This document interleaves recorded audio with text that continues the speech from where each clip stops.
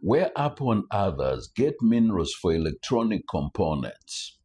Nearly all high-tech consumer gadgets like cell phones, DVD players, video game systems, and computers use tantalum.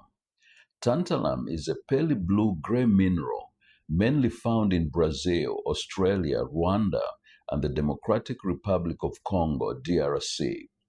Tantalite, the ore that bears tantalum, is not traded on commodities exchanges, but is instead bought and sold through shadowy dealers, making its origins difficult to trace.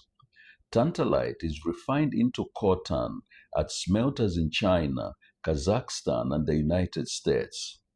The mineral is then sold to tech manufacturers that make high-tech devices. In 2014, Apple declared that it had audited smelters in its supply chain, and none of them used tantalum from the war-torn region in the DRC. This was an important step in transparency and human rights advocacy.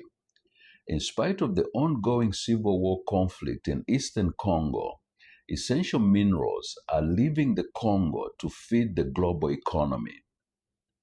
Apple, for example, could not make the same claims for gold, tin, and tungsten as it did for coltan, which are also essential elements in the manufacture of modern electronic components, but mined in war zones.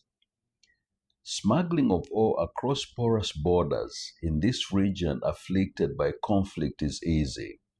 There is non-existent or scarce paper trail for the ore mined by villagers in small makeshift mines, and warlords control exports.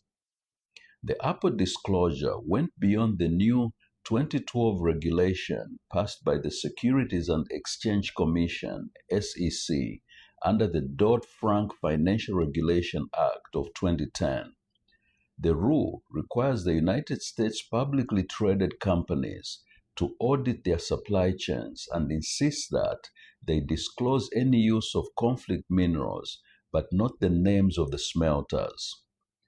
In 2009, the Conflict-Free Sourcing Initiative, CFSI, was formed, backed by Apple, Intel, Microsoft, Hewlett-Packard, and General Electric. CFSI is a self-policing and a voluntary group meant to vet smelters for the sources of potential conflict minerals. The eastern part of the Republic of Congo exports coltan, and Rwanda is the largest exporter of the metal tantalum on the continent of Africa. In 2013, Rwanda became the largest exporter of tantalum and ships out to foreign smelters, mainly in China. Rwanda supplied about 2,400 tons, representing about 28% of the global output of 8,800 tons. This increase represented more than a double output compared to the 2012 yields. According to the United States Geological Survey data, Rwanda has consistently produced about 1,500 tons of tantalum annually. This increase has fueled speculation that minerals such as tin and tantalum are smuggled out of the war-torn areas in the Congo into Rwanda and Burundi for export.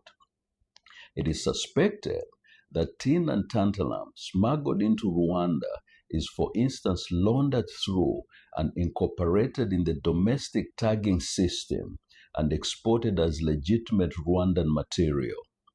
Proceeds from the sale of coltan to Europeans and American markets are believed to have been used to finance the present-day conflict in the Republic of Congo.